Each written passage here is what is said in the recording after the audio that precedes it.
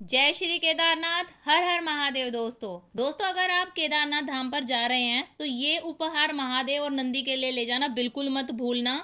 ये विशेष उपहार जिनके बारे में आज हम बात करेंगे, बाबा केदारनाथ को भेंट करिए।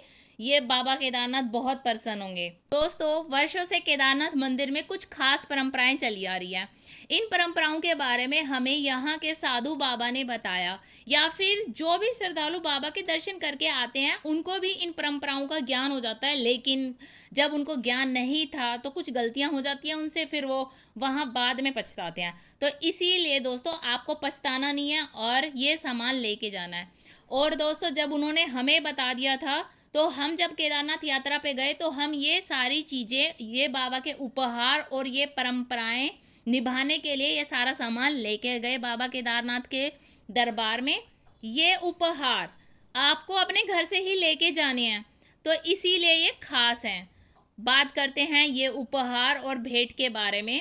यहाँ के बाबा ने, जब हमने ये उपहार भेंट किए तो यहाँ के बाबा ने बताया कि हाँ, ये परंपरा है, ये उपहार बाबा को भेंट किए जाते हैं। काफ़ी लोगों को इस चीज़ का ज्ञान नहीं है, तो इसलिए ये परंपराएं छूटती जा रही है। लेकिन प्राचीन काल से ये चीज़ें चली आ रही है और वो बहुत खुश हुए। और आप जाओगे तब आपको वहाँ भी पता चलेगा ये सारी चीज़ों के बारे में कि कुछ लोग अभी भी ये सारी चीज़ें कर रहे हैं और इनका क्या हमें महत्व है वो भी साथ साथ बताएंगे कि आपको क्यों ले जाना चाहिए और इसे क्या, कितना बड़ा महत्व इसके पीछे छुपा हुआ है। चलिए बात करते हैं क्या क्या सामान है और क्या क्या उपहार हैं। जनेऊ, घी का डब्बा और अंगोछा ये लाया घर से। घर से केदारनाथ के लिए जब भी निकलो तो केदारनाथ बाबा के लिए एक अंगोछा, एक जनेऊ, एक छोटा घी का डब्बा जरूर लेकर जाना। अब बात करते हैं कि भाई इसका क्या महत्व है, क्यों घर से ही क्यों ले जाना है। तो दोस्तों, जब केदारनाथ बाबा के दर्शन करने के लिए जाओ तो ये जो भी सामान है, अंगोछा, जनेऊ, घी, तो ये अपने साथ लेकर जाना। और गर्भगृह में जनेऊ और अंगोछा वहाँ के जो पुरोहित हैं वो बाबा को चढ़ा देते हैं, और जो घी का जो डब्बा है उसे आप अंदर लेके जाना। और अंदर गर्भगृह में एक जोत मिलेगी बड़ी वाली, जो 6 महीने तक जलती रहती है। इसके बारे में भी बात करेंगे अभी।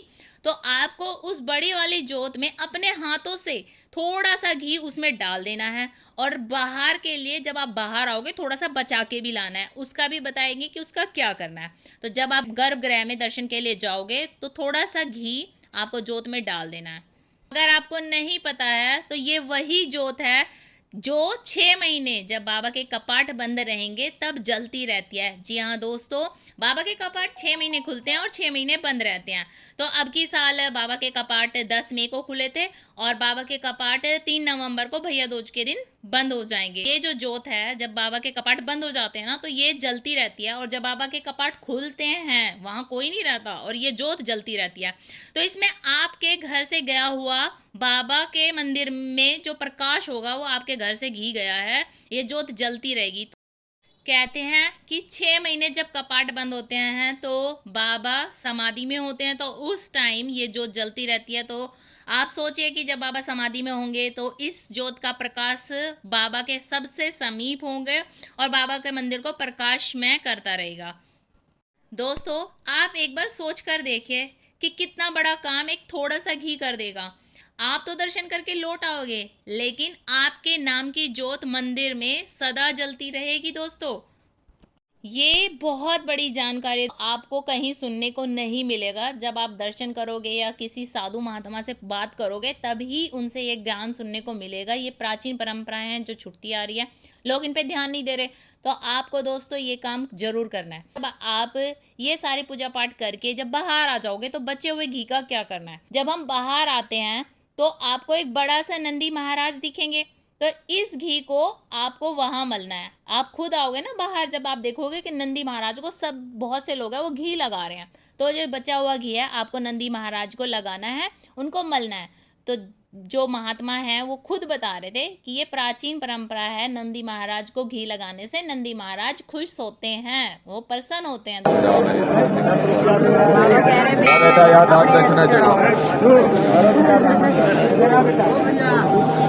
ये नंदी महाराज को घी चढ़ाया।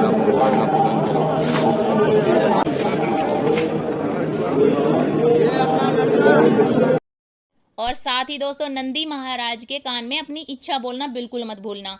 अपने प्रिय भक्त नंदी का कहा तो महादेव भी नहीं टाल सकते। तो नंदी को आपको मनाना है और उनको घी भी लगा के अपनी सारी इच्छाएं उनको बोलनी है। अगर बाई चांस कहते हैं कि महादेव अगर समाधि में होते हैं और कभी आप वहाँ गए हो और वो समाधि में है, उन्होंने नहीं सुना, तो नंदी को बोलना अपनी इच्छा और वो जरूर महादेव को बोल देंगे ना, तो महादेव बिल्कुल नहीं टाल सकते नंदी का कहा। तो आपको नंदी महाराज को भी घी लगाना है।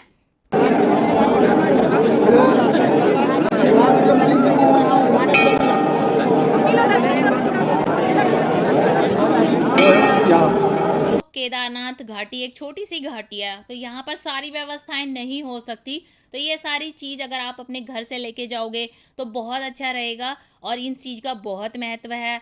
ये तो भगवान का आशीर्वाद था मेरे ऊपर कि मुझे पता चल गया, मुझे एक श्रद्धालु ने बता दिया, तो हम सारी चीज़ें लेके गए। तो ये सारी चीज़ें मैं आपके साथ शेयर कर रही हूँ कि भाई आपको भी ना पता हो तो आप ये सारी चीज़ें ज़रूर लेके जाना। क्योंकि केदारनाथ जाना एक बार बार हम नहीं जा सकते, बहुत बड़ी बात है। तो वहाँ से आने के बाद आपको कोई पछतावा ना हो, कोई मलन ना हो कि भाई हमने ये चीज़ नहीं की। तो आप पूरी तैयारी के साथ जाना, आपकी यात्रा अच्छी रहे और आपके बहुत बढ़िया दर्शन हो और आपकी सारी मनोकामना पूर्ण हो।